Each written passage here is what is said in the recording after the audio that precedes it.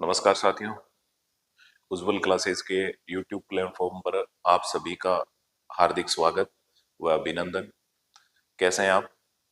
आशा करता हूँ कुशल मंगल होंगे और बढ़िया तरीके से नोट्स बना रहे होंगे। हम राजस्थान की कला संस्कृति के अंदर स्थापत्य कला टॉपिक पढ़ रहे हैं। दुर्ग हमारे कंप्लीट हो चुके हैं, महल हमारे कंप्लीट हो चुके हैं। आज हम पढ़ने वाले हैं राजस्थान की प्रमुख हवेलियां। तो बगैर कोई औपचारिकता के सीधा टॉपिक से जुड़ते हैं और पढ़ने का प्रयास करते हैं। तो राजस्थान की प्रमुख हवेलियां, राजस्थान की प्रमुख हवेलियां, प्रमुख हवेलियां, ये हमारा टॉपिक रहने वाला है। प्रमुख हवेलियां। तो ये जो राजस्थान की प्रमुख हवेलियां हैं, इनमें हम बात करेंगे क्या होती है हवेलियां, किसे कहते हैं और है। एक बार तो थोड़े बेसिक चीज देख लेते हैं, फिर आगे की हम बात करते हैं। हवेली, हवेली क्या होती है तो आपको पता होना चाहिए। आकर्षक व नक्काशी युक्त जाली झरोखे वाली इमारत। तो मैं लिख देता हूँ हवेली क्या होती है। तो देखो, आकर्षक, आकर्षक, आकर्षक व नक्काशी युक्त, नक्काशी युक्त, नक्काशी युक्त मतलब गड़ाई जड़ाई उसमें हो रखी हो। आकर्षक व नक्काशी युक्त जाली झरोकों वाली इमारत, जाली झरोकों वाली इमारत, जाली झरोकों वाली इमारत, झरोकों वाली इमारत, वाली इमारत।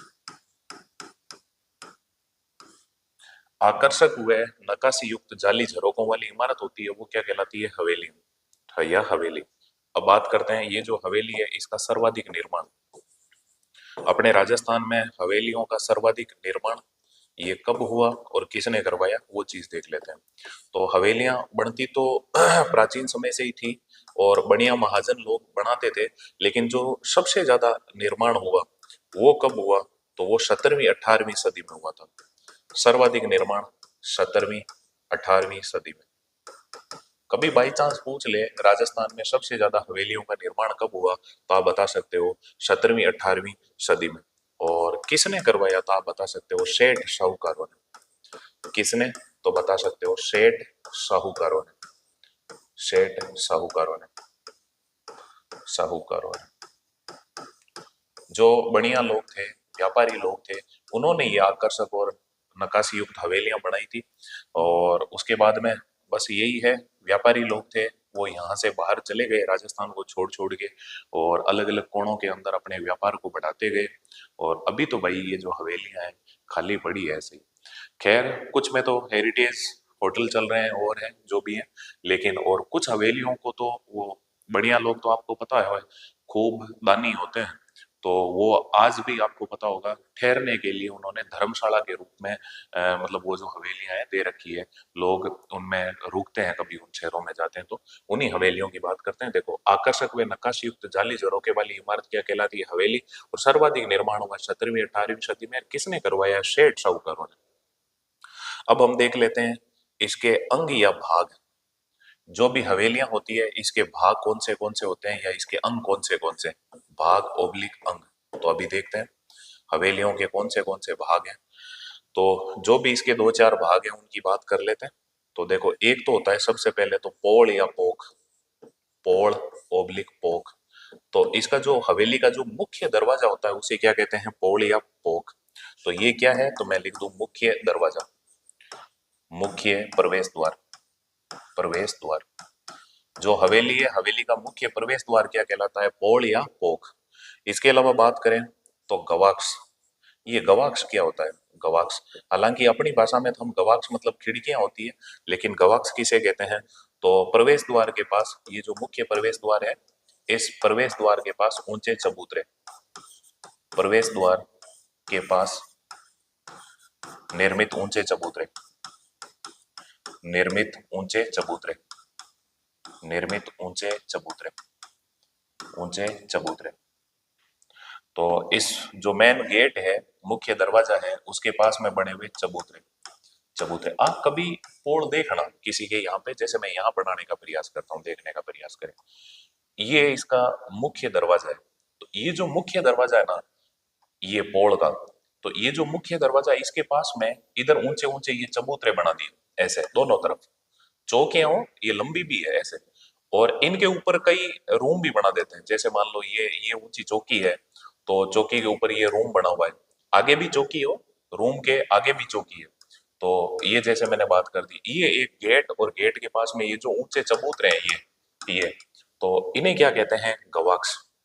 गवाक्स। इसके अलावा बात करूं और क्या होता है, तो फिर होता है इसका भाग जो है वो है चौक। चौक, ये चौक क्या होता है? चौक तो आप समझ गए होंगे, पोल के अंदर जो खुला स्थान होता है, तो बात कर लेते हैं चौक किसे कहते हैं। पोल के पीछे का, पोल के पीछे का, पीछे का खुला चौगान, पोल के पीछे का खुला स्थान, खुला स्थान। अभी बात करता हूं, देखो पूरी पोल क्या है समझने का प्रयास करें। ये जो भी पोले हैं, तो आप देखेंगे तो इन पोलों में देखना ज्यादातर ये यहाँ पे सब के सब रूम बने हुए, ये रूम है, ये रूम है, ये रूम है, ये रूम है, और ये रूम है मान लो। ऐसे ही इधर की तरफ में भी सेम ही कंडीशन होगी, सेम ही सिस्टम रहेगा। अभी देखते हैं, पोल को बनाने का प्रयास करते हैं। देखो ये जो जो भी पोल है इसकी बात करते हैं। देखो, तो ये जो शेठ साहूकारों की जो पोलें होती थी वो ऐसी होती थी। तो ये इधर इधर ये सारे के सारे रूम होते थे, ये रूम होते थे, ये रूम है। फिर इनमें देखो यहाँ पे और उन्होंने ऐसे रूम बना रखे होते थे, तो ये सब के सब उनके रूम होते थे, ये सब रूम है उनके। अब इनके ऊपर भी मतलब वापिस रूम बना सकते थे। ये जो बीच का जो चौगान होता है इसे क्या कहते हैं? चौक। ये यहाँ गेट के पीछे की तरफ में ये होती थी पोलें, आकर्षक सुंदर डिजाइन वाली। तो ये हो गया चौक, और चौक के बाद में मैं अगर बात करूं तो और क्या है, तो बात कर लेते हैं तिबारा। तिबारा क्या होता है? तिबारा, तिबारा बात करते हैं इस तिबारा की। क्या होता है तिबारा? सॉरी, थोड़ा सा रंग ज्यादा भर गया। तिबारा, छोटे नामों में कई बार तिबारा, ये तिबारा। तिबारा क्या होता है? तो देखो तिबारा किसे कहते हैं? हवेलियों में चौक के पास निर्मित बरामदे। तो मैं सीधा ही लिख दूं बरामदे, निर्मित बरामदे, हवेली में निर्मित बरामदे, हवेली में निर्मित बरामदे, निर्मित बरामदे, निर्मित बरामदे। सर ये बरामदे कहाँ होते हैं? तो अभी बात करता हूँ। ये जितने भी कमरे बने हुए ना, इनके आगे आप देखोगे ना, तो यहाँ ये बरामदे बने हुए, ये कमरे तो अंदर रह गए, देखने का प्रयास करें। ये सारे के सारे आपने अभी देखे हैं। जैसे मान लो ये रूम हो गए, ये रूम के हर रूम के ये गेट हो गए, ये गेट मैंने जो खुली जगह छोड़ी है वो गेट हो गया मान लो। ठीक है, तो इनके आगे इनके आगे बरामदे बने हुए होते हैं, है ना? कमरे और कमरों के आगे बरामदे बने हुए होते हैं। जैसे मान लो ये यहाँ पे ये बरामदा आ गया, और ये ऐसे बरामदा चल रहा है, तो ये बरामदा वापिस ठेठ इधर तक, ये जो चारों तरफ में ये इन कमरों के आगे ये होता था, इसे क्या कहते हैं भाई? ये बरामदे। तो ताकि मतलब बौछार वगैरह और जो भी आए बारिश की, वो इन रूम के अंदर नहीं जाए, पानी अंदर नहीं जाए, ये सारा सिस्टम होता था बस। ये सब के सब इन रूमों के ये गेट भी खुल जाते थे वापिस। जैसे मैं बात कर लेता हूँ, हल्का सा देखें, तो ये जो भी है रूम, इनकी बात करते हैं। ये गेट यहाँ खुल रहा है, ये गेट खुल रहा है मान लो, और ये गेट यहाँ खुल रहा है, और ये जो भी मान लो गेट वगैरह जो भी खुले हैं, ये इसका गेट यहाँ पे खुल जाएगा, कर जाएगा। तो चर्चा कर लेते हैं। देखो चलो, अब सारे होंगे अपने दरवाजे क्या खोलने जरूरी है, जो भी हो। ये यहाँ, ठीक है। तो ये जो कमरे हैं, इन कमरों के आगे मतलब बरामदा है। यहाँ से मैं स्टार्ट करूँ, ये रूम है, रूम के आगे ये बरामदा है, बरामदे के आगे ये देख लो ये खुला चौक आ गया। तो ये जो रूम है, रूम के आगे देख लो आप, ये पोल है मैन, ये पोल कहलाती है। इस पोल के पीछे आप देखोगे तो ये क्या हो जाएगा? ये साइड में तो ये हो गए गवाक्स, मैं इसमें नाम लिखूं जैसे, ये देखो ये पोल, ये दोनों तरफ में बने हुए ये क्या है? गवाक्स। गवाक्स, ये भी गवाक्स है, ये भी गवाक्स है। ये ऊंची ऊंची जो चौकियां बनी होती थी, गवाक्स, पोल, गवाक्स। तो पोल, गवाक्ष और फिर पीछे ये खुला चौगान आ गया, इसे क्या कहते हैं? चौक, चौक, चौक। और इसके अलावा ये सब का सब ये खुला, ये क्या आ गया? तिबारा, तिबारा। तो ये जो तिबारा होता है इस पे पट्टियां चढ़ी होती है। तो ये हमने कुछ जो हवेलियां हैं, इन हवेलियों के बारे में देखने का प्रयास किया। ऐसी होती है भाई हवेलियां। तो ये हवेलियों की कुछ हमने बातें लिखी है। और मैं बात करूं तो थोड़ा सा देखें राजस्थान की इन प्रमुख हवेलियों में इंपॉर्टेंट बातों को लेने का प्रयास करते हैं। देखें, थोड़ा सा देखें राजस्थान की प्रमुख हवेलियां, इन्हीं में हम बात कर लेते हैं। अब देखते हैं सर्वाधिक हवेलियों वाला क्षेत्र, सर्वाधिक हवेलियों वाला क्षेत्र, सर्वाधिक हवेलियों वाला क्षेत्र, हवेलियों वाला क्षेत्र। राजस्थान में सबसे ज्यादा हवेलियों वाला क्षेत्र आपसे पूछ ले तो वो कौन सा होगा? तो सीधा सीधा आपके दिमाग में आ रहा होगा वो क्षेत्र कौन सा हो जाएगा? शेखावाटी क्षेत्र। तो क्षेत्र कौन सा हो जाएगा? शेखावाटी क्षेत्र, शेखावाटी क्षेत्र। और आपको पता होगा ये शेखावाटी क्षेत्र में स्थित जो भी हवेलियां भित्ति चित्रण के लिए प्रसिद्ध है। और इसके अलावा अगर आपसे पूछ ले हवेलियों की नगरी, हवेलियों की नगरी, हवेलियों की नगरी किसे कहते हैं? तो वो कौन सा हो जाएगा? जैसलमेर। जैसलमेर को हवेलियों की नगरी कहते हैं। जैसलमेर, जैसलमेर को हवेलियों की नगरी कहते हैं। इसके अलावा अगर मैं बात करूं हवेलियों का शहर कौन सा है? हवेलियों का शहर, हवेलियों का शहर, हवेलियों की नगरी जैसलमेर, हवेलियों का शहर वो कहलाता है भैया आपके नवलगढ़। और नवलगढ़ जगह कहाँ है? झुंझुनू।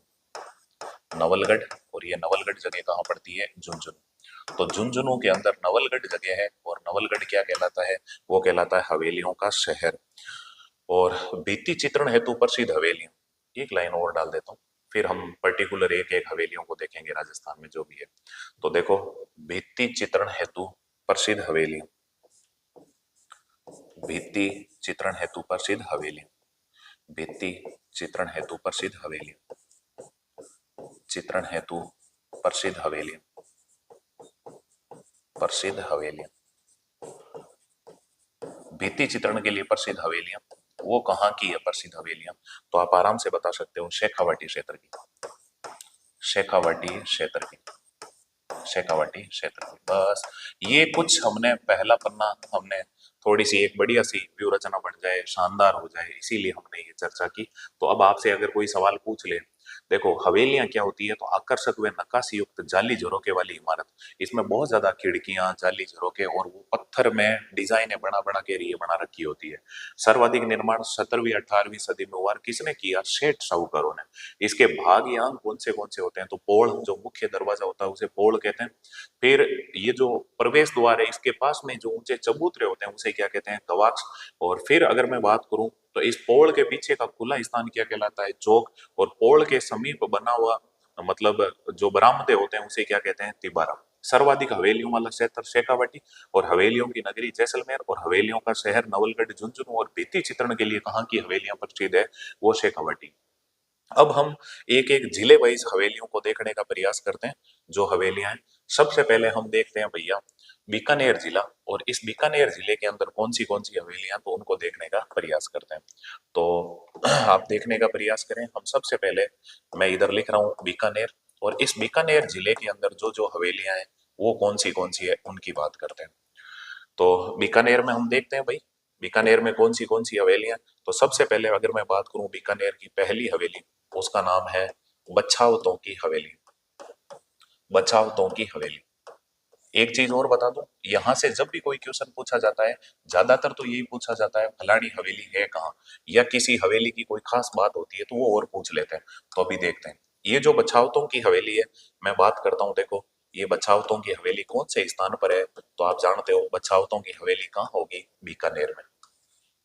तो बार बार अब मैं ऐसे स्थान लिखने की जरूरत नहीं है ना, क्योंकि देखो बीकानेर इधर लिख दिया तो फिर बार बार काहे को लिखना। ये जो बछावतों की हवेली है, बात कर लेते हैं सीधी इसका निर्माण, क्योंकि बीकानेर के अंदर ही हम हवेलियां देख रहे हैं। तो देखो बछावतों की हवेली का निर्माण, तो आपको पता होना चाहिए बछावतों की हवेली का निर्माण किसने करवाया है? तो वो कौन है? करण सिंह राठौड़, मतलब राठौड़ नाम निकल रहा है देखो, करण सिंह बछावत, कर्ण सिंह बछावत। राठौड़ ऐसे नाम निकल जाता है कि भाई यहाँ पे राठौड़ों की रियासत थी। ये है कर्ण सिंह बछावत, बछावत। ठीक है, कर्ण सिंह बछावत ने बनाई है बछावतों की हवेली। और इसके अलावा इसकी विशेषता, बछावतों की हवेली की विशेषता, तो बात करते हैं विशेषता। विशेषता, तो विशेषता में यही याद रखना है, यह बीकानेर की हवेलियों में सर्वाधिक प्राचीन है। यह बीकानेर की हवेलियों में सर्वाधिक प्राचीन है। बीकानेर की हवेलियों में सर्वाधिक प्राचीन है। हवेलियों में सर्वाधिक प्राचीन है। बीकानेर की हवेलियों में सर्वाधिक प्राचीन है। सर्वाधिक प्राचीन है। सर्वाधिक प्राचीन है। तो बीकानेर की हवेलियों में सबसे जो प्राचीन है वो हवेली कौन सी है, तो आप आराम से बता सकते हो वो कौन सी है, प्राचीन है। ये बछावतों की हवेली सबसे प्राचीन है। बस ये बीकानेर के अंदर एक हवेली हो गई, बछावतों की हवेली। अब हम बात करते हैं बीकानेर में दूसरी हवेली है जिसका नाम है रामपुरिया की हवेली। रामपुरिया हवेली, रामपुरिया हवेली। बस कुछ याद नहीं रखना, रामपुरिया हवेली। बीकानेर देखो एक तरफ मैंने लिख दिया बीकानेर, तो इसमें एक तो हो गई बछावतों की हवेली, दूसरी कौन सी है, रामपुरिया हवेली। और इसका निर्माण किसने किया, अब सारों का निर्माण तो याद रखने की जरूरत नहीं है, लेकिन एक दो के मैं लिख देता हूँ। तो ये जो रामपुरिया की हवेली है इसका हम देखते हैं निर्माण। रामपुरिया की हवेली का निर्माण, तो इसका निर्माण किसने किया, तो आपको पता होना चाहिए इसका निर्माण किया था हीरालाल रामपुरिया ने। बस हीरालाल रामपुरिया, हीरालाल रामपुरिया। तो हीरालाल रामपुरिया ने इसका निर्माण करवाया, इसीलिए इसका नाम क्या है, रामपुरिया हवेली। उसका निर्माण कर्ण सिंह बछावतों ने करवाया, कर्ण सिंह बछावत ने करवाया, इसीलिए उसे कहते हैं बछावतों की हवेली। तो दो हवेलियां हो गई, बछावतों की हवेली, रामपुरिया की हवेली। और यहाँ पे कौन सी है, केवल नाम नाम याद रखने। और हवेली है कोठारी हवेली, कोठारी हवेली, कोठारी हवेली। बस कोठारी हवेली, ये दिमाग में रखना है। तीसरी हवेली हो गई बीकानेर में जिसका नाम क्या है, कोठारी हवेली। इसके अलावा और कौन सी है, तो यहाँ पे है भैया गुलेछा हवेली, गुलेछा हवेली। आप साथ साथ में देखेंगे तो थोड़ा सा याद हो जाएगा। गुलेटा मत खाना हो, ऐसे नहीं होगे इनको देख के ज्यादातर हवेलियों के नाम सर कैसे याद रहे, गुलेटा खाने स्टार्ट हो जाओ। ये है गुलेछा हवेली। और ये गुलेछा हवेली भी कहाँ है, बीकानेर में, गुलेछा हवेली। और यहाँ पे है मोता हवेली। इतने मोहता तो नहीं हो तुम, याद रख लोगे, गुलेटा खाने वाले तो नहीं हो। मोहता हवेली, मोहता हवेली। बीकानेर के अंदर ही जो हवेली है उन्हीं की बात कर रहे हैं, मोहता हवेली। ठीक, और कौन सी है, शेटिया हवेली, शेटिया हवेली। अब ऐसे में ऐसे मत कह देना है ये जितने भी शेटिया होते हैं ये मोहता होते हैं। शेटिया हवेली, बस ये बीकानेर के अंदर हवेलियां, दो तीन बार देखोगे तो याद रहेगा। देखो, बछावतों की हवेली, रामपुरी हवेली, कोठारी हवेली। बचावतों की हवेली, रामपुरिया हवेली, कोठारी हवेली, है ना। बचावतों देखो बीकानेर में है हवेलियां, बचावतों की हवेली, रामपुरी हवेली, कोठारी हवेली, गुलेछा हवेली, मोता हवेली, शेटी हवेली। तो दो तीन बार इनको देखोगे तो याद होगा। मैं इतना लंबा समय अभी मतलब रिकॉल में नहीं दे पाऊंगा, तो आप इसी वीडियो को बार बार देख लेना ताकि ठीक रहेगा। बीकानेर से आगे चलें तो जो इम्पोर्टेंट है उसी हिसाब से हम चलते चलेंगे। बीकानेर के बाद में हम चलते हैं जैसलमेर। और जैसलमेर के अंदर जो हवेलियां हैं उनकी बात करता हूं मैं, जैसलमेर। और जैसलमेर में जो भी हवेलियां उनको देखते हैं अपन। देखो बीकानेर के बाद में आ गए हम जैसलमेर में। और जैसलमेर में जो हवेलियां उनमें हम बात करें तो देखो यहाँ हवेली है, उसका नाम है नथमल की हवेली, नथमल की हवेली, नथमल की हवेली, नथमल की हवेली। जैसलमेर के अंदर जो हवेलियां हैं उनमें देखो हम ले रहे हैं सबसे पहले नथमल की हवेली। जैसलमेर की पहली हवेली पढ़ रहे हैं, अब स्थान तो बार बार लिखने की जरूरत नहीं है, इसी की बात करते हैं। ये जो नथमल की हवेली है इसका अन्य नाम क्या है, अन्य नाम। नथमल की हवेली को और क्या कहते हैं तो देखने का प्रयास करें। इस नथमल की हवेली को कहते हैं साढ़े सात दिन की हवेली, साढ़े सात दिन की हवेली, साढ़े सात दिन की हवेली, की हवेली। अगर आपसे पूछ ले साढ़े सात दिन की हवेली कौन सी है तो वो कौन सी हो जाएगी, नथमल की हवेली। अब स्थान तो तुम्हें पता है जैसलमेर में ही हम देख रहे हैं, जैसलमेर, ठीक है। इसके अलावा अगर मैं बात करूं तो ये जो साढ़े सात दिन की हवेली है इसका निर्माण, इसका निर्माण तो आपको पता होना चाहिए, इसका निर्माण वेरीसाल भाटी ने करवाया। वेरीसाल के दो, वेरीसाल के दो एक ही बात है, वेरीसाल भाटी ने, वेरीसाल भाटी। और इस वेरीसाल भाटी ने इसका जो निर्माण करवाया है वो करवाया 1881 से लेके 1885 तक, या 1881, इतना याद रखने की जरूरत नहीं है, इतना याद रख लो। निर्माण किसने करवाया? वेरीसाल भाटी ने। निर्माण के बाद में अगर हम देखें इसमें, तो इसके शिल्पी कौन थे? शिल्पी, शिल्पी शिल्पी मैनू तेरा प्यार चाहिदा, वो नहीं हो भाई। इसके शिल्पी मतलब इसके कारीगर, डिजाइनर, वास्तुकार कौन है? तो दो भाई थे, एक का नाम है हाथी और एक का नाम है लालू। तो देखो इसके जो शिल्पी हैं वो कौन है? लालू। और कौन है? हाथी। लालू व हाथी। ऐसा कहते हैं भैया, जब ये हवेली बनानी थी, वेरीसाल भाटी ने इन कारीगरों को कहा कि तुम सोच विचार के और ढंग की हवेली बनाओ मेरे। तो एक तरफ भाई एक लग गया, दूसरी तरफ दूसरा भाई लग गया। और कहते हैं कि इन दोनों भाइयों ने आपस में कभी बात नहीं की थी जब तक हवेलियां बनाई, लेकिन इधर की इमारतें और इधर की इमारतें डिटो की डिटो इमारतें बनाई। दोनों भाइयों का क्या दिमाग था, सेम दिमाग, सेम ही चीज, वैसी हवेली बना दी। ये है नथमल की हवेली। और नथमल की हवेली बनाई किसने है? तो बनवाने वाला कौन है? वेरीसाल भाटी। और शिल्पी कौन है? लालू व हाथी। और इसकी विशेषता, ये जो नथमल की हवेली है इसकी विशेषता देख लेते हैं। इंपॉर्टेंट है भाई ये हवेली, इसलिए इसकी विशेषता भी देख लेते हैं, देखते हैं। देखो बेरीसाल भाटी ने ये हवेली, बेरीसाल भाटी ने ये हवेली, बेरीसाल भाटी ने यह हवेली, हवेली नथमल को सुपुर्द की। ये हवेली नथमल को सुपुर्द की, हवेली नथमल को सुपुर्द की, नथमल को सुपुर्द की, नथमल को सुपुर्द की। तो ये जो बेरीसाल भाटी था, इसने ये जो हवेली है ये किसको सुपुर्द की है? तो नथमल को सुपुर्द की। इसीलिए ये क्या कहलाती है? नथमल की हवेली। एक तो विशेषता ये हो जाएगी, बेरीसाल भाटी ने, बनवाने वाला ही कौन है? बेरीसाल भाटी या वेरीसाल भाटी। और एक विशेषता और देख लेते हैं नथमल की हवेली की, वो क्या है? विश्व की एकमात्र ऐसी हवेली है जिसमें कलाकृति का दोहरान नहीं हुआ। यह विश्व की, विश्व की एकमात्र ऐसी हवेली है, विश्व की एकमात्र ऐसी हवेली है, ऐसी हवेली है, हवेली है जिसमें, जिसमें कलाकृति का दोहरान नहीं हुआ, जिसमें कलाकृति का दोहरान नहीं किया गया, जिसमें कलाकृति का दोहरान नहीं किया गया, दोहरान नहीं किया गया, नहीं किया गया, किया गया।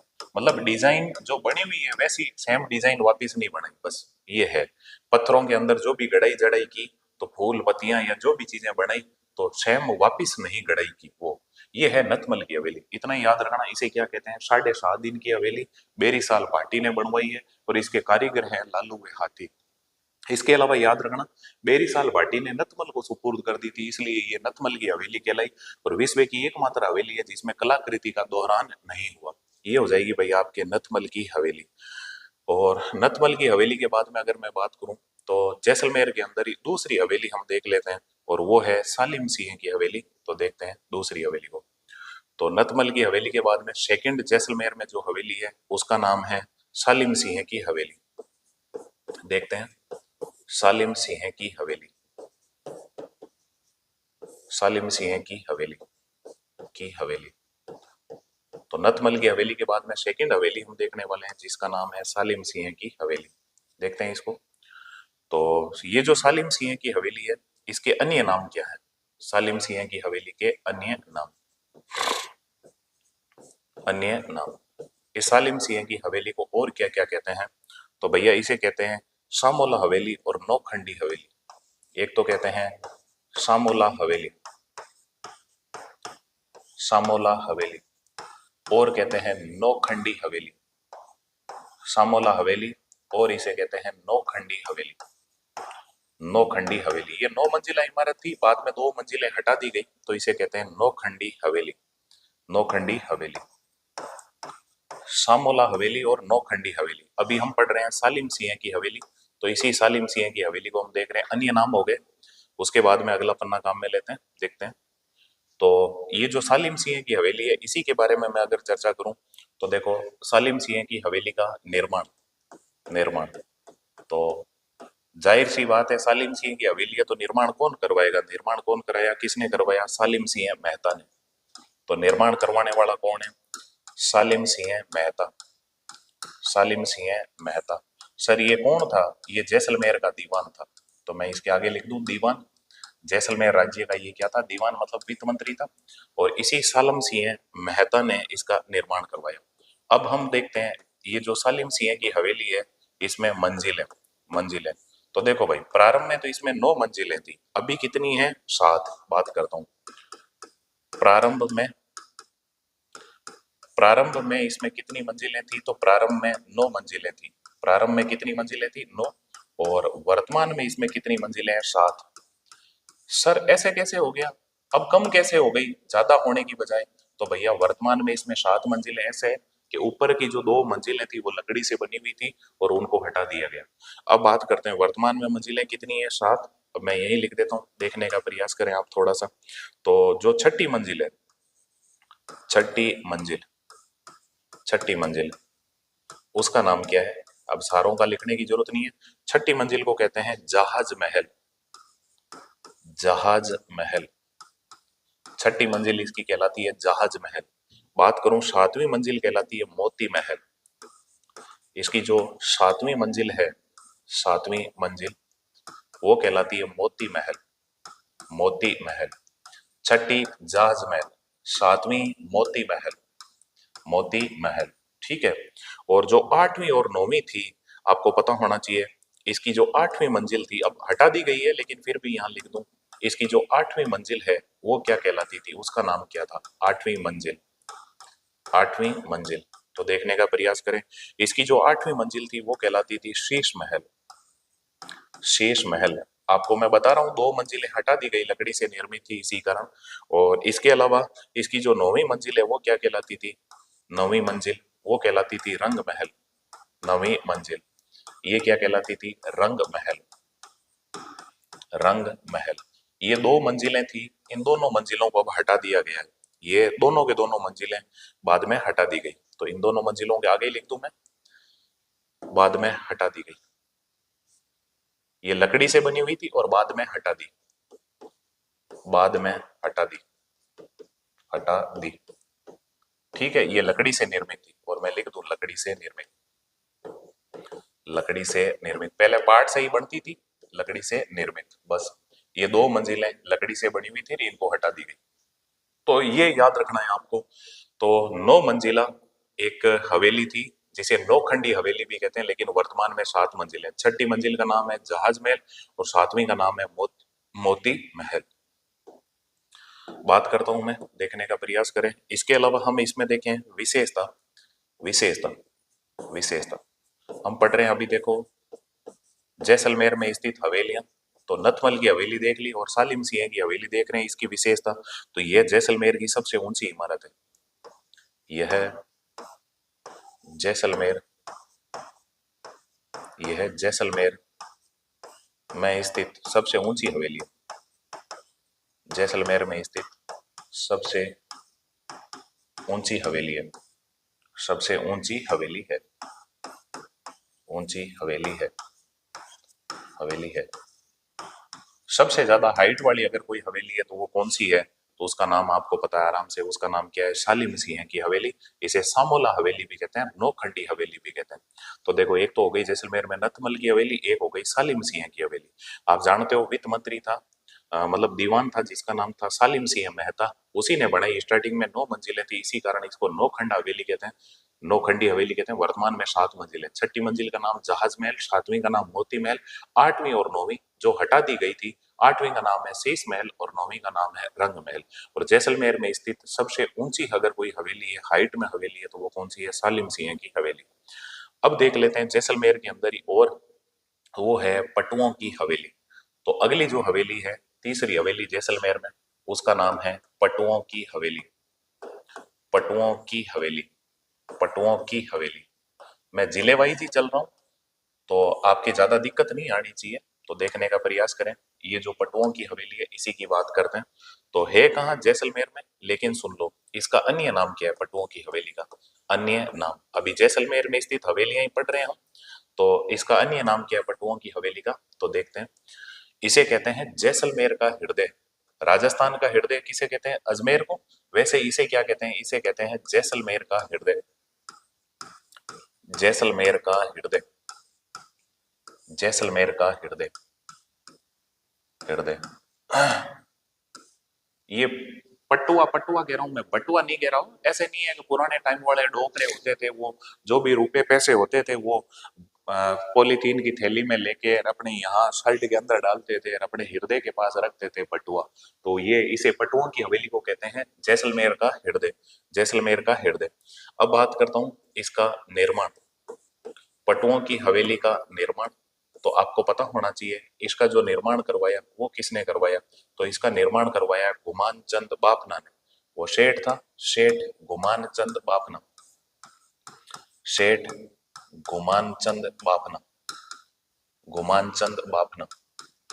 सेठ गुमान चंद बाफना ने एक हवेली बनाई है जिसका नाम क्या है? पट्टुओं की हवेली, पट्टुओं की हवेली।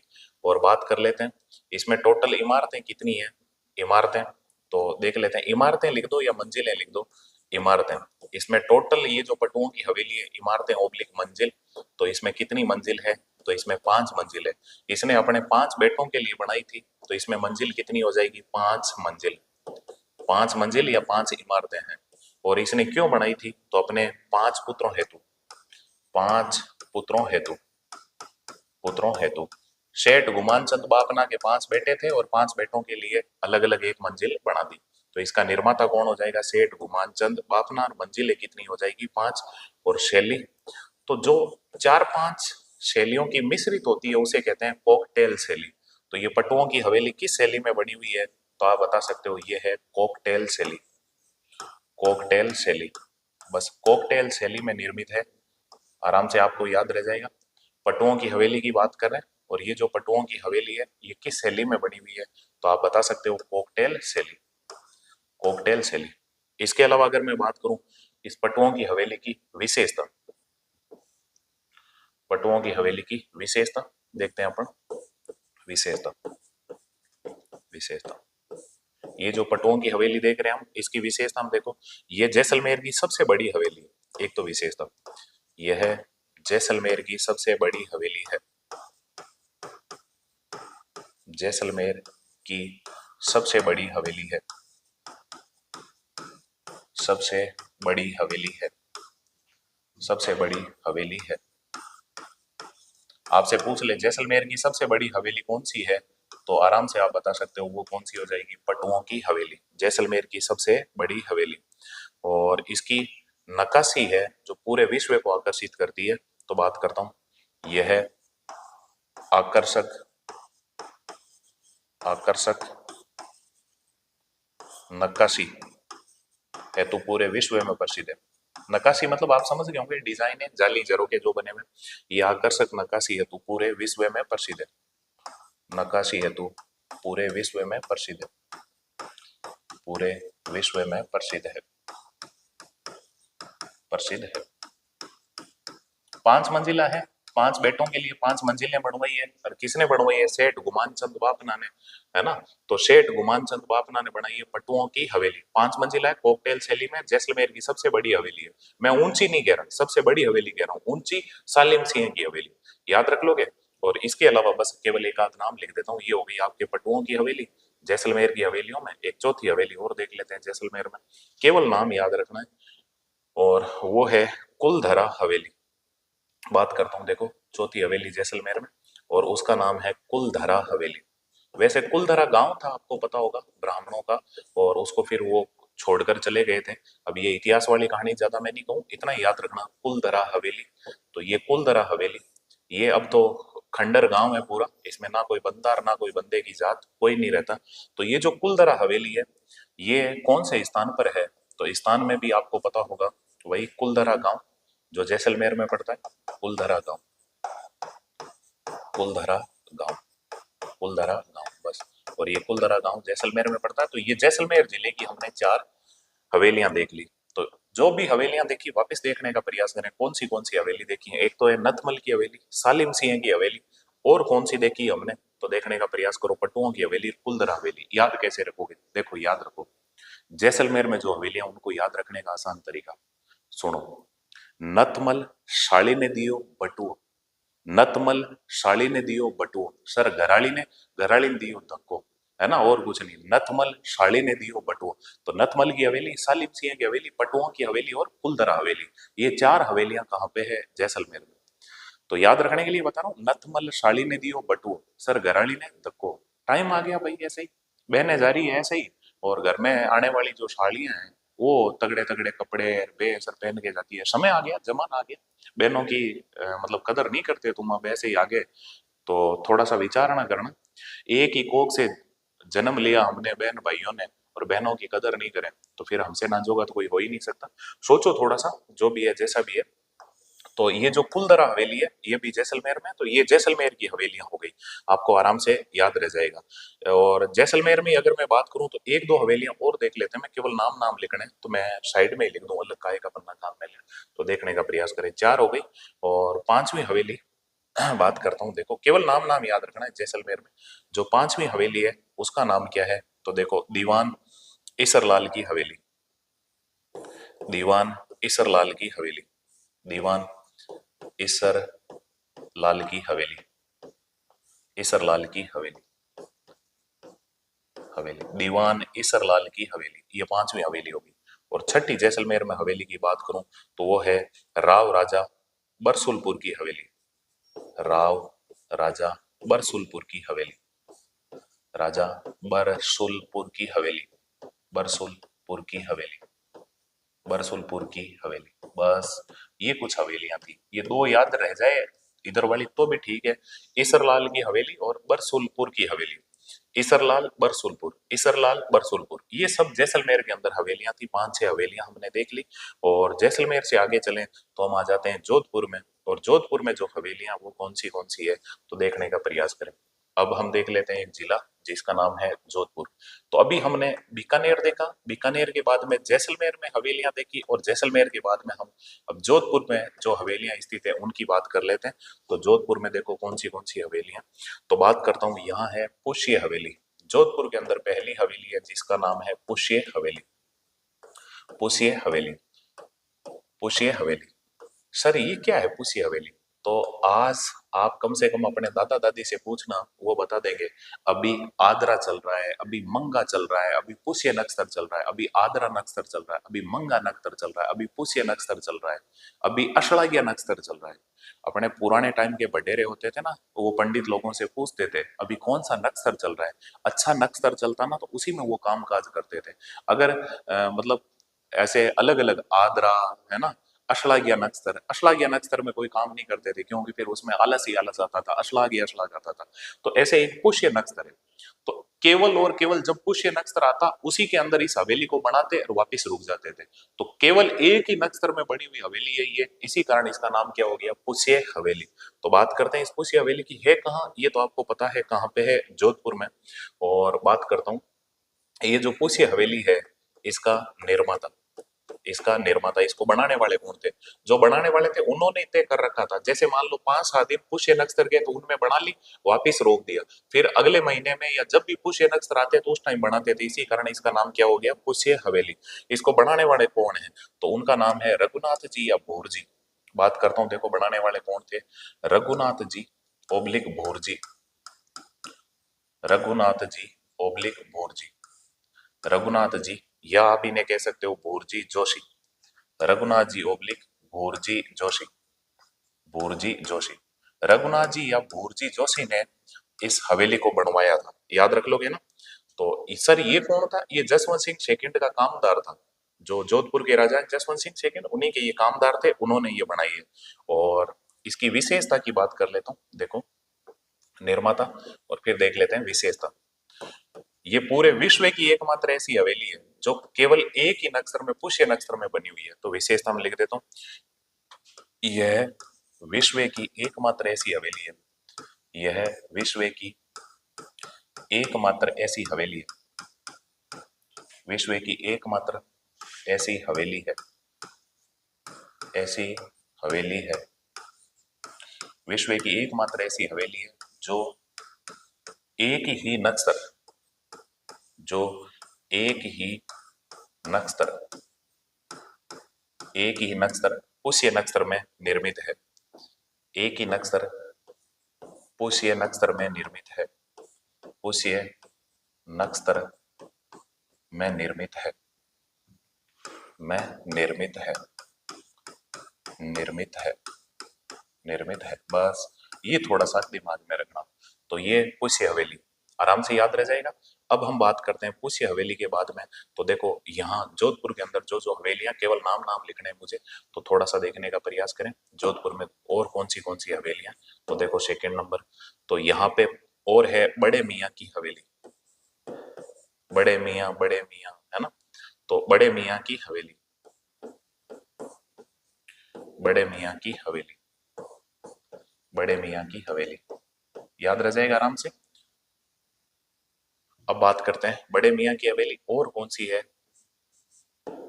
राखी हवेली। राखी हवेली, या एक पहले लिख दूं आपको याद करवाने की दृष्टि से मैं सोच रहा हूं, तो उसी हिसाब से देखो पुष्य हवेली, इसके अलावा बड़े मियाँ की हवेली, और एक है पच्चीसा हवेली। पच्चीसा हवेली, पच्चीसा हवेली। इसके अलावा और कौन सी है। राखी हवेली। राखी हवेली, नाम नाम याद रखने और कुछ नहीं है। राखी हवेली यार, और कौन सी है। तो और है लालचंद डड्डा की हवेली। लालचंद डड्डा की हवेली। लालचंद डड्डा, वो पिक्चर आई थी ना, उसमें एक आपको पता होगा लालचंद चड्डा, है ना। तो वही दिमाग में रखना, ये लालचंद डड्डा। लालचंद डड्डा की हवेली। हवेली, बस ये जोधपुर के अंदर हवेलियां। सर इतनी याद कैसे रहेगी, तो जितनी याद रहे वो उनको याद रखने का प्रयास करो। कैसे रहेगी तो मैं बताता हूँ। देखो पुष्य नक्षत्र में बड़े मियाँ ने 25 रुपए में राखी बांधी लालचंद को। पुष्य नक्षत्र में बड़े मियाँ ने 25 रुपए में राखी बांधी लालचंद को। पुष्य नक्षत्र में बड़े मियाँ ने 25 रुपए में राखी बांधी लालचंद डड्डा को। तो ये सारी की सारी जोधपुर के अंदर स्थित हवेलियां याद रख लोगे। जैसलमेर में तो आपको याद कैसे रखना है। नतमल, शाली ने दियो बटुओ, और गराड़े ने दियो धक्को, है ना। तो बस अपने आप याद रह जाएगा। नतमल की हवेली सालिम सिंह की हवेली, और पटुओं की हवेली। नतमल शाली ने दियो बटुओ, एक है कुलधरा की हवेली। और ये दो नाम वो याद नहीं रहे तो छोड़ दो। तो ये दिमाग में रख लो जोधपुर के अंदर स्थित हवेलियां। अब जोधपुर से आगे चले तो हम देखते हैं आगे कौन सा है जिला। तो उसी के अंदर मैं बात कर लूं, जैसे हम देख लेते हैं आगे। नेक्स्ट निकाल लेता हूँ पेज, ये जोधपुर हो गया। और जोधपुर के बाद में अगर मैं बात करूं तो देखने का प्रयास करो उदयपुर। उदयपुर के अंदर जो हवेलियां हैं वो कौन सी है। उदयपुर, उदयपुर के अंदर है, आपको पता होगा एक हवेली है जिसका नाम है बागोर की हवेली। तो देखते हैं, वैसे बागोर नामक सभ्यता स्थल तो भीलवाड़ा में, लेकिन बागोर की हवेली इसको देखने का प्रयास करते हैं। तो एक हवेली है जिसका नाम है बागोर की हवेली या बागोर हवेली। बागोर हवेली, उदयपुर के अंदर जो हवेली है उसमें देखते हैं हम बागोर हवेली। बागोर हवेली देखते हैं इसको। उदयपुर में एक हवेली है जिसका नाम है बागोर हवेली। बात करते हैं इसकी बागोर हवेली की। देखो भैया स्थान तो बार बार लिखना नहीं है। ये जो बागोर हवेली है इसका मतलब ये किसके समीप बनी हुई है। तो ये बनी हुई है पिछोला झील के समीप। समीप में बात कर लो तो झील कौन सी हो जाएगी। पिछोला झील। राजस्थान की सबसे सुंदर झील कौन सी है। पिछोला झील। नटनी का चबूतरा किसमें बना हुआ है। पिछोला झील में। पिछू या छितर नामक बंजारे ने अपनी बेल की याद में बनाई थी पिछोला झील। इसी में सौर ऊर्जा से चालित राजस्थान की पहली नाव चली थी। ये जो बागौर की हवेली है इसके निर्माता कौन थे। निर्माता, बागौर की हवेली के निर्माता। तो आपको पता होना चाहिए बागौर की हवेली के जो निर्माता है उनका नाम है अमरचंद बड़वा। अमरचंद बड़वा। अमरचंद बड़वा। अमरचंद बड़वा। ये कहते हैं कि प्रधानमंत्री थे मेवाड़ के। मेवाड़ राज्य में पीएम। मेवाड़ राज्य के पीएम। तो मेवाड़ राज्य के ये प्रधानमंत्री होते थे अमरचंद बड़वा, और उन्होंने बनाई है बागौर की हवेली। कहाँ बनाई है। उदयपुर में पिछोला झील के पास। अब मैं बात करूं अमरचंद बड़वा द्वारा बनाई गई बागौर हवेली की विशेषता देख लेते हैं। विशेषता, तो विशेषता में एक तो याद रखना है। देखो भाई विशेषता में एक तो विश्व की सबसे बड़ी पगड़ी यहाँ रखी गई है।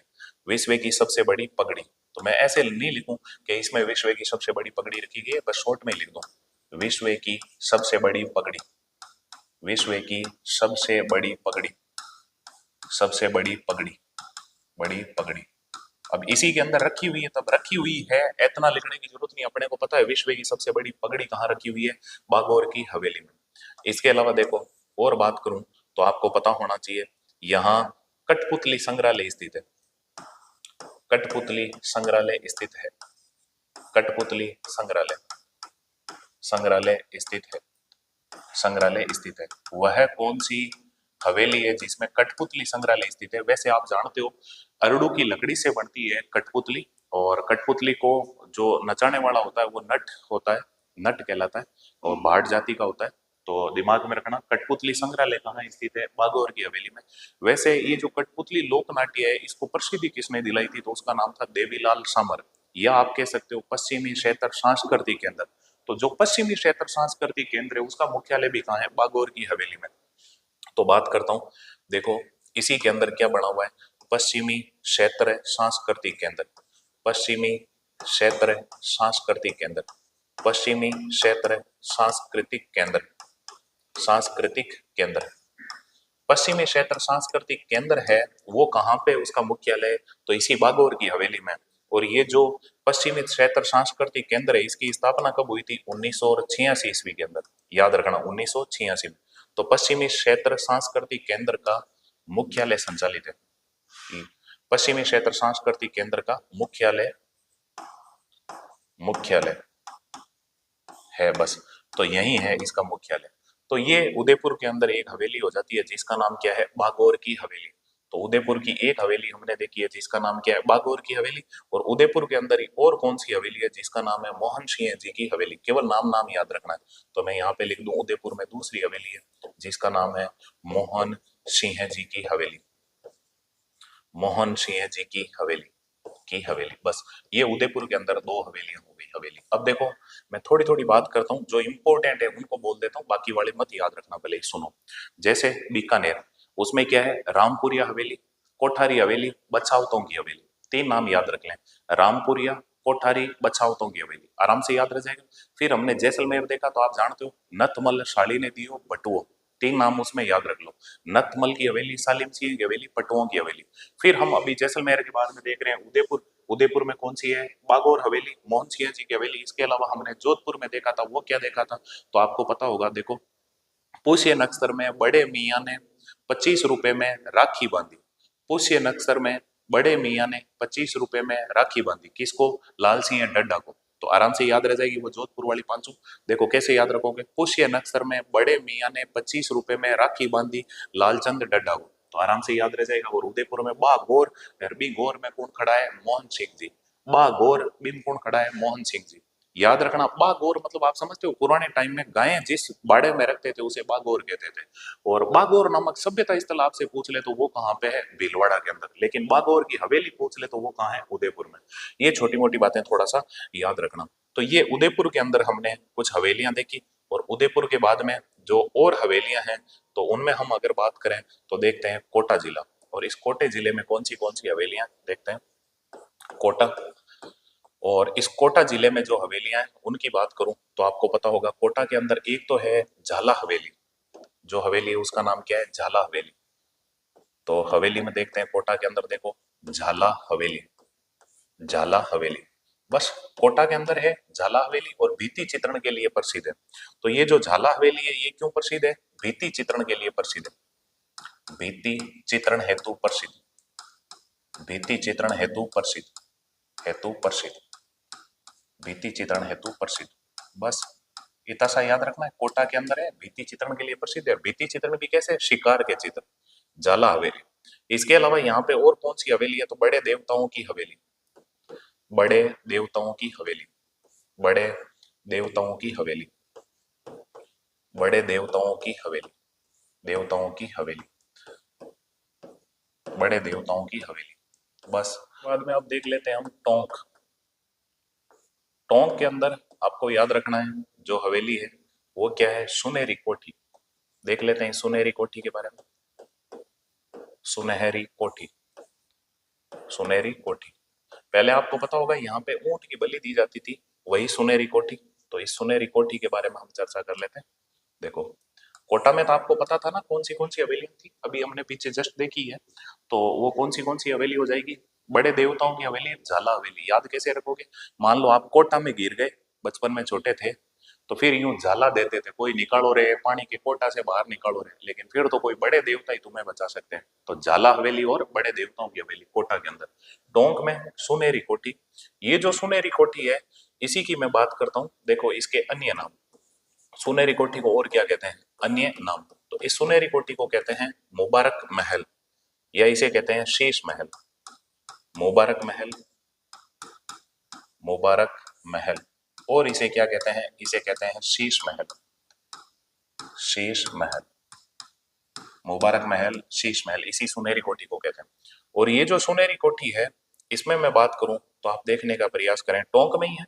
और बात करते हैं इसमें मतलब जो मंजिलें हैं वो कितनी है, या इसके निर्माता कौन कौन है, मैं बात कर लेता हूँ। निर्माता, निर्माता दो मंजिलें, दोनों अलग अलग ने बनाई है, तो दिमाग में रखें सुनहरी कोठी। एक तो मुबारक महल है, एक शीश महल है। इसके निर्माता कौन कौन हो जाएंगे? तो इसके निर्माता में एक तो नाम आता है नवाब वजीरुद्दौला, नवाब वजीरुद्दौला, नवाब वजीरुद्दौला, नवाब वजीरुद्दौला, नवाब वजीरुद्दौला।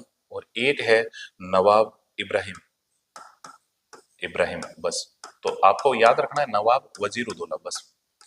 इसके अलावा कुछ याद नहीं रखना। ये जो सुनहरी कोठी है, इसकी बात करता हूं। और देखो इस सुनहरी कोठी की विशेषता, विशेषता। टोंक में भैया सुनहरी कोठी, इसकी विशेषता, तो विशेषता में हम चर्चा करते हैं, देखने का प्रयास करें। तो यह नृत्य गायन व संगीत हेतु प्रसिद्ध हवेली है। यह है नृत्य गायन हेतु प्रसिद्ध हवेली है, या संगीत कह सकते हो, या संगीत हेतु प्रसिद्ध हवेली है, हेतु प्रसिद्ध हवेली है, प्रसिद्ध हवेली है, हवेली है। बस, इससे ज्यादा कुछ याद नहीं रखना, आराम से याद रह जाएगा। ये हो गया टोंक। टोंक में क्या है भाई? सुनहरी कोठी। इसके अलावा अगर बात करें तो जयपुर। अभी तक जो भी हमने हवेलियां देखी है तुम्हें आराम से याद है, मैं वापस बात करता हूँ, थोड़ी थोड़ी बात करता चलूं। बीकानेर में आपको पता है रामपुरी हवेली, बछावतों की हवेली, कोठारी हवेली, तीन ही याद रखनी है। जैसलमेर में आप बता सकते हो कौन सी है? नतमल, शालिनी दियो, बटुओ, याद रह जाएगा। और एक कुलधरा हवेली याद रह जाए तो अच्छी बात है। इसके बाद में हमने देखा है जैसलमेर के बाद में जोधपुर, तो ऐसे याद रखना। पुष्य नक्षत्र में बड़े मियाँ ने 25 रुपए में राखी बांधी, किसको? लालचंद डड्डा को। ये जोधपुर के अंदर हवेलियां हो जाएगी। इसके अलावा उदयपुर के अंदर आपको पता है कौन सी है? बागौर हवेली और मोहन सिंह जी की हवेली। और कोटा में कौन सी है? बड़े मियाँ की हवेली और झाला हवेली। और इसके अलावा टोंक में कौन सी है? सुनहरी कोठी। अभी तक तो कोई दिक्कत नहीं आ रही, आप रेगुलर अगर देखते हो तो आराम से याद हो जाएगा। अब हम देख लेते हैं टोंक के बाद में जयपुर। तो जयपुर के अंदर कौन सी हवेलियां हैं उनकी बात करते हैं। जयपुर जिले में जो हवेलियां हैं उनको देखने का प्रयास करते हैं। तो देखो भाई, जयपुर के अंदर एक तो है पुरोहित जी की हवेली। तो वो जो हवेलियां, केवल नाम नाम याद रखने। तो एक तो हो जाएगी पुरोहित जी की हवेली, पुरोहित जी की हवेली, पुरोहित जी की हवेली, जी की हवेली। ऐसे याद रख लो पंडित जी, पुरोहित जी। आपको पता होगा जयपुर के राजा सवाई जय सिंह ने जो यज्ञ करवाया था अश्वमेघ यज्ञ, उसमें पुरोहित जी आए थे, तो उनकी हवेली पुरोहित जी की हवेली। इस जो पुरोहित जी आए थे उनको चूर चूर के चूरमा खिलाया था, तो चूर सिंह की हवेली, चूर सिंह की हवेली, पुरोहित जी की हवेली, चूर सिंह की हवेली। ये जयपुर के अंदर हवेलियां देखो, पुरोहित जी की हवेली, चूर सिंह की हवेली, और है पुंडरीक रत्नाकर की हवेली, पुंडरीक रत्नाकर की हवेली, पुंडरीक रत्नाकर की हवेली, रत्नाकर की हवेली, की हवेली। बस ये जयपुर के अंदर है हवेलियां। तो कैसे याद रखोगे? जयपुर में अश्वमेघ यज्ञ हुआ था, पुरोहित जी आए थे, तो पुरोहित जी की हवेली, उनको चूर चूर के चूरमा खिलाया, तो चूर सिंह की हवेली और पुंडरीक रत्नाकर की हवेली। और यहाँ पे कौन सी है? तो देखो यहाँ पे है नाटाणियों की हवेली।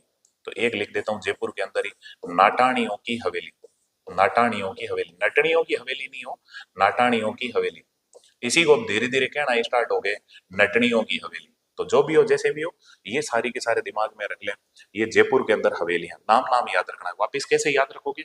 जयपुर में सवाई जय सिंह ने अश्वमेघ यज्ञ किया था, अश्वमेघ यज्ञ में जो पुरोहित आए उनको चूर चूर के चूरमा खिलाया, और पुंडरीक रत्नाकर की हवेली और नाटाणियों की हवेली, ये सारी की सारी जयपुर के अंदर हवेलियां। अब जयपुर से हम आगे चलें तो आपको पता होगा, हम बढ़ते हैं चूरू की ओर। तो देखते हैं चूरू जिले में कौन सी हवेलियां। देखते हैं भैया चूरू। इस चूरू जिले में जो हवेलियां वो कौन सी है। मैं साथ में बार बार रिकॉल भी करवाने का प्रयास कर रहा हूँ और आप इसको थोड़ा सा देखने का प्रयास करना। तो यहाँ अगर मैं चूरू में बात करूं तो देखो, एक तो है मंत्रियों की हवेली, मंत्रियों की हवेली, मंत्रियों की हवेली, मंत्रियों की हवेली, और है रामविलास गोयनका की हवेली, रामविलास गोयनका की हवेली, रामविलास गोयनका की हवेली, रामविलास गोयनका की हवेली, मंत्रियों की हवेली, रामविलास गोयनका की हवेली। और यहाँ पे कौन सी है, तो और है सुराणा हवेली, सुराणा हवेली, सुराणा हवेली, सुराणा हवेली, सुराणा हवेली, सुराणा हवेली।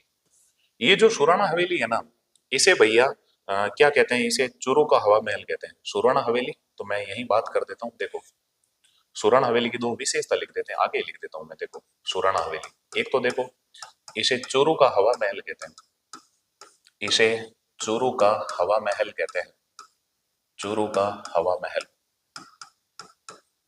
हवा महल, है ना। या इसे भी से छोड़ो, सीधा ही लिख दो ना, चूरू का हवा महल, आराम से याद रह जाएगा, चूरू का हवा महल।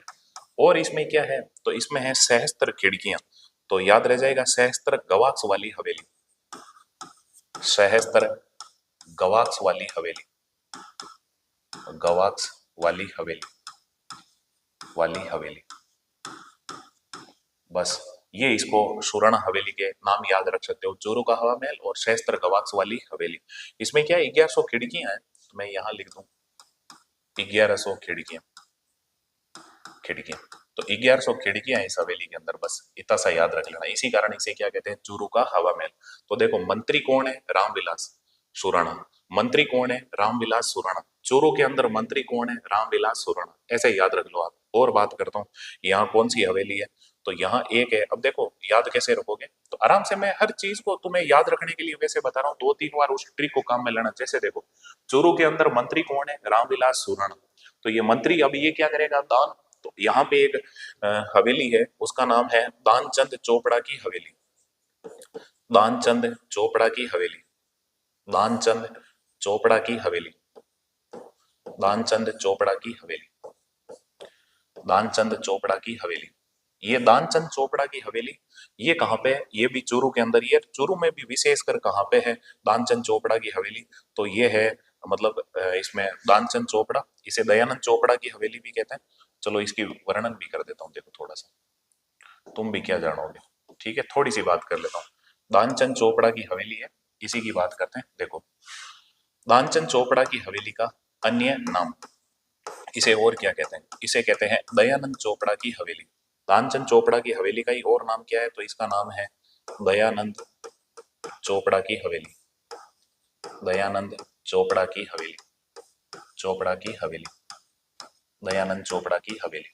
ठीक है, और ये जो दानचंद चोपड़ा की हवेली है ना, ये स्थान अब चूरू में भी कौन सी जगह पर है स्थान, तो स्थान में लिख देता हूँ सुजानगढ़, सुजानगढ़, सुजानगढ़। ये सुजानगढ़ चूरू में ही जगह पड़ती है, वहां पे है दानचंद चोपड़ा की हवेली। और इसके अलावा इसकी विशेषता, तो ये सर्वाधिक दान देने के लिए प्रसिद्ध है। विशेषता, विशेषता तो इसमें इतना ही याद रखना है, ये राजस्थान में सर्वाधिक दान देने वाली हवेली है। यह है राजस्थान में सर्वाधिक, सर्वाधिक दान हेतु प्रसिद्ध हवेली है, सर्वाधिक दान देने हेतु प्रसिद्ध हवेली, देने हेतु प्रसिद्ध हवेली है, प्रसिद्ध हवेली है, हवेली है। तो राजस्थान में सबसे ज्यादा दान देने के लिए प्रसिद्ध अगर कोई हवेली है तो वो कौन सी है, दानचंद चोपड़ा की हवेली। हकीकत में तो नाम था दयानंद चोपड़ा की हवेली, लेकिन दान ज्यादा दिया जाता है, इसी कारण नाम हो गया दानचंद चोपड़ा की हवेली। आराम से आपको याद रह जाएगा। यही चूरू के अंदर ही एक चीज और लिख देते हैं, माल जी का कमरा। बात करते हैं, देखने का प्रयास करते हैं। देखो चूरू, चूरू में ऐसे याद रखना, चूरू के अंदर मंत्री कौन है, रामविलास सुराणा। चूरू में मंत्री कौन है, रामविलास सुराणा। वो क्या दे रहा है, दान। और दान कहाँ दे रहा है, माल जी का कमरा। उसके पास माल ही माल है और वो कमरा है और वहां दान दे रहा है। तो बात करता हूँ अगली जो यहाँ पे हवेली है, उसका नाम क्या है, माल जी का कमरा। लिखते हैं भैया, इसी चूरू के अंदर और क्या है, माल जी का कमरा, माल जी का कमरा। माल जी का कमरा। ये जो माल जी का कमरा है इसी की बात करते हैं। देखो माल जी का कमरा, पढ़े इसको माल जी के कमरे को। तो देखो सबसे पहले तो अन्य नाम, ये जो माल जी का कमरा है इसका अन्य नाम क्या है, इसे और क्या कहते हैं, अन्य नाम। तो माल जी के कमरे को कहते हैं भैया 100 कमरों का महल। 100 कमरों का महल, 100 कमरों का महल, क्योंकि इसमें 100 कमरे बने हुए हैं इस हवेली के अंदर, इसी कारण इसे कहते हैं 100 कमरों का महल। निर्माता माल सिंह कोठारी, इसका निर्माता कौन है, माल सिंह कोठारी। निर्माता माल सिंह कोठारी, माल सिंह कोठारी। तो माल सिंह कोठारी इसका निर्माता है, माल सिंह कोठारी। और इसके अलावा बात करें तो देखो वर्तमान में इसमें होटल संचालित है। विशेषता, विशेषता तो वर्तमान में इसमें होटल संचालित है, वर्तमान में इसमें होटल संचालित है, इसमें होटल संचालित है, होटल संचालित है, संचालित है। ये होटल वाला तो शायद ही पूछे, लेकिन दिमाग में इतना सा रख लेना आप, ये सारे के सारे चूरू के अंदर है, आपको आराम से याद रह जाएगा। अभी तक जो हवेलियां देखी आप आराम से बता सकते हो, जैसे बीकानेर रामपुरिया की हवेली, बछावतों की हवेली, कोठारी हवेली। जैसलमेर नतमल शालिनी दियो पटवो। इसके अलावा जोधपुर में बड़े मियाँ ने पुष्य नक्षत्र में बड़े मियाँ ने 25 रुपए में राखी बांधी, किसको, लालचंद डड्डा को। ये हो गया जोधपुर। इसके अलावा उदयपुर में बागौर हवेली और मोहन सिंह जी की हवेली, उदयपुर के अंदर हो गई ना ये हवेलियां। कोटा के अंदर बड़े देवता की हवेली और झाला हवेली, ये कोटा के अंदर हवेलियां हो गई। और कोटा के बाद में तो अभी हमने ज्यादा देखा ही नहीं है, आपको पता होगा टोंक सुनेरी कोठी। और जयपुर के अंदर देखो, जयपुर में तो आपको पता है पुरोहित जी आए थे, उनको चूर चूर के चूरमा खिलाया था, पुंडरीक रत्नाकर की हवेली, नाटाणियों की हवेली। और इसके अलावा ये चूरू, चूरू में देखो मंत्री कौन है, रामविलास सुराणा। वो क्या दे रहा है, दान कहाँ दे रहा है, माल जी का कमरा।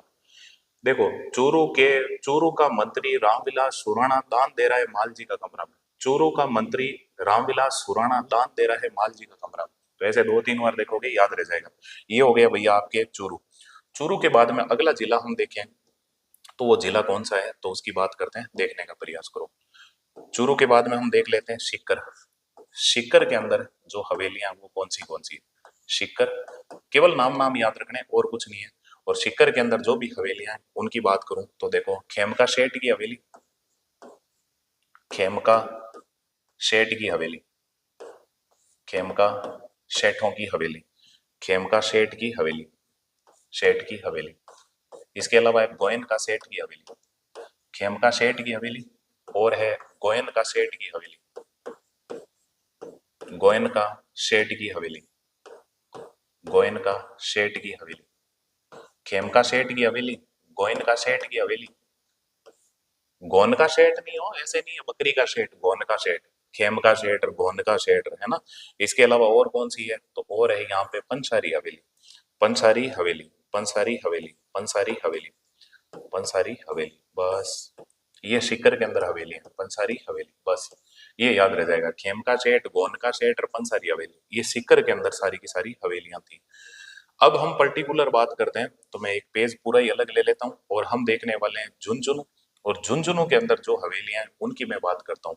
तो देखो हम देखेंगे झुंझुनू, और झुंझुनू के जो भी अलग अलग शहर हैं उनके अंदर जो हवेलियां उनकी बात करता हूँ। देखो झुंझुनू, और झुंझुनू के अंदर अलग अलग शहर है, उनमें कौन सी हवेलियां, उसी हिसाब से हम बात करते हैं।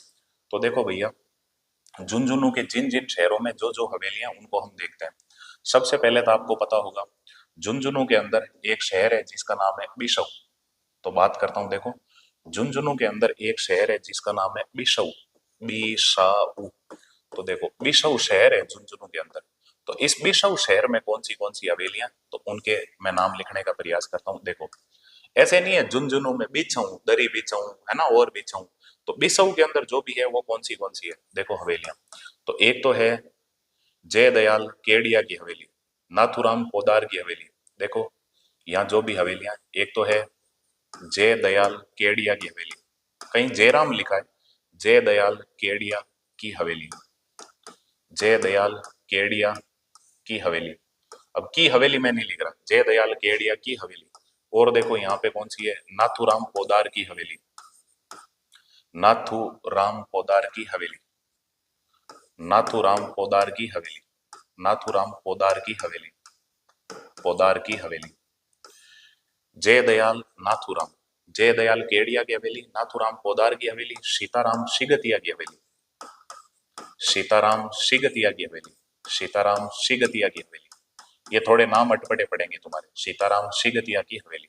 और एक यहाँ पे है, उसका नाम है हीरालाल बनारसी की हवेली, हीरालाल बनारसी की हवेली, बनारसी की हवेली। अपने अपने गांव में सोचे ऐसे नाम के कोई आदमी है क्या, याद रख लो। जय दयाल नाथूराम सीताराम हीरालाल, जय दयाल नाथूराम सीताराम हीरालाल, जय दयाल नाथूराम सीताराम हीरालाल। ये सब बिसऊ के अंदर है। झुंझुनू का एक शहर है बिसऊ। बिसऊ के अलावा बात करता हूँ, देखो झुंझुनू के अंदर ही एक शहर है जिसका नाम है मंडावा। तो यहाँ देखो मंडावा, झुंझुनू के अंदर एक शहर है जिसका नाम है मंडावा। और यहाँ मंडावा के अंदर कौन सी हवेलियां हैं तो उनकी बात करते हैं। देखो मंडावा के अंदर देखो रामदेव चौखानी और सागरमल लाडिया, रामदेव चौखानी, रामदेव चौखानी और सागरमल लाडिया, रामदेव चौखानी और सागरमल लाडिया, सागरमल लाडिया, सागरमल लाडिया, लाडिया इनकी हवेली है। ऐसे याद रख लो। रामदेव मारे चौको है, सागर मारे लाड को है। आका स्कूल में नाव मंडाओ, आका नाव मने मंडाना है, मंडावा मंडावा है ना। रामदेव मारे चौको है, सागर मारे लाड को है, आका नाव मंडावा, झुंझुनू के अंदर। ठीक है। इसके अलावा देखो झुंझुनू के अंदर ही एक शहर पड़ता है जिसका नाम है नवलगढ़, नवलगढ़। झुंझुनू का एक शहर है नवलगढ़। और इस नवलगढ़ के अंदर देखने का प्रयास करो कौन सी हवेलियां नवलगढ़ के अंदर। तो नवलगढ़ में देखो भक्तों की हवेली, बगोरिया की हवेली, भक्तों की हवेली, की हवेली। इसके अलावा है बगोरिया हवेली, भक्तों की हवेली। फिर देखने का प्रयास करो भक्तों की हवेली, बगोरिया हवेली। बात करता हूं, देखो हवेली है भक्तों की हवेली और है बगोरिया हवेली, बगोरिया हवेली, बगोरिया हवेली। अब बार बार हवेली नहीं लिख रहा, भक्तों की हवेली, बगोरिया हवेली, लालधर जी की हवेली और धरका जी की हवेली, लालधर जी की हवेली, लालधर जी की हवेली और धरका जी की हवेली, धरका जी की हवेली, धरका जी की हवेली। मैं हरका जी नहीं कह रहा हूँ, धरका जी कह रहा हूँ। तो याद रखो, देखो भक्तों बगारिया लालधर जी धरका जी, भक्तों बगारिया लालधर जी धरका जी, भक्तों बगारिया लालधर जी धरका जी। ये नवलगढ़ के अंदर है, झुंझुनू के अंदर ही जगह थी नवलगढ़। अब झुंझुनू में और बात करता हूँ, देखो और जो झुंझुनू के शहर हैं उनमें कौन सी हवेलियां, तो मैं लाल कलर में लिख रहा हूँ वो उसके शहर हैं झुंझुनू के। और अब देखते हैं, बात करते हैं। देखो झुंझुनू में और बात करता हूँ, देखो एक है मुकुंदगढ़, मुकुंदगढ़ ये शहर है, आपको पता होगा झुंझुनू का, मुकुंदगढ़। तो इस मुकुंदगढ़ के अंदर जो हवेलियां उनकी बात करता हूँ, मुकुंदगढ़। तो मुकुंदगढ़ में कौन सी हवेलियां हैं तो देखो केसर देव की हवेली,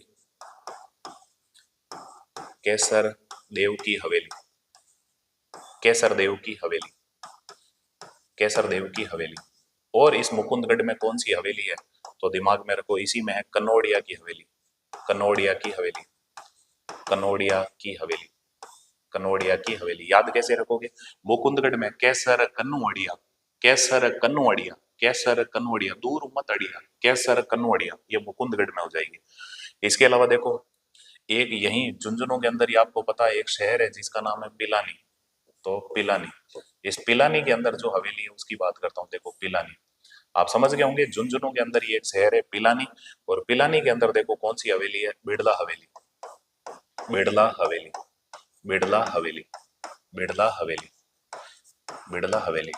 तुम्हारे दोस्त वो कह रहे हो ले यार आज पार्टी देना, आज मुझे पिलाना, मुझे पिलानी, मुझे पिलानी।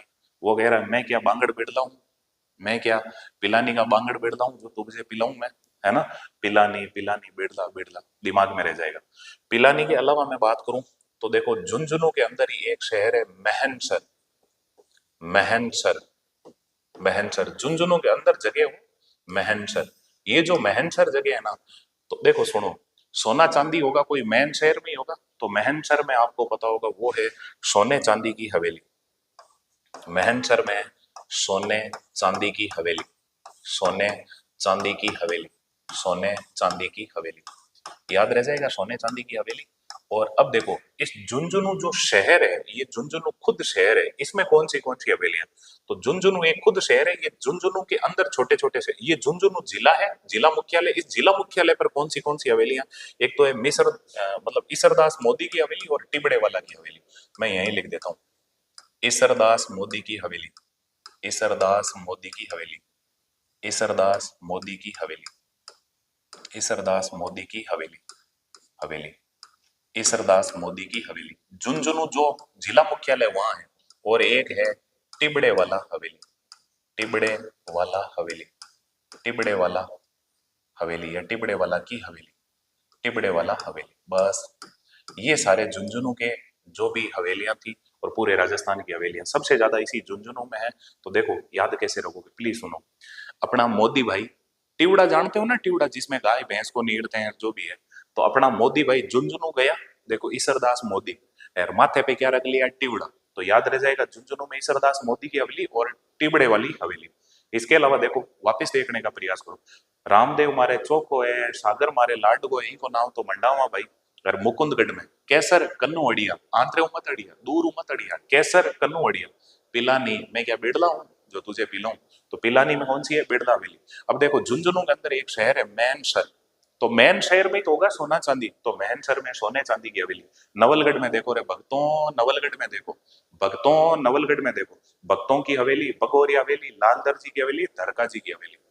और इसके अलावा देखो बिसव, देखो मैं बिच्छा हूं तुम्हारे लिए, बिच्छा हूं किसके लिए, तो देखो जय दयाल नाथूराम सीताराम हीरालाल, जय दयाल नाथूराम सीताराम हीरालाल, जय दयाल नाथूराम सीताराम हीरालाल, जय दयाल नाथूराम सीताराम हीरालाल, इनके लिए मैं बिच्छा हूं।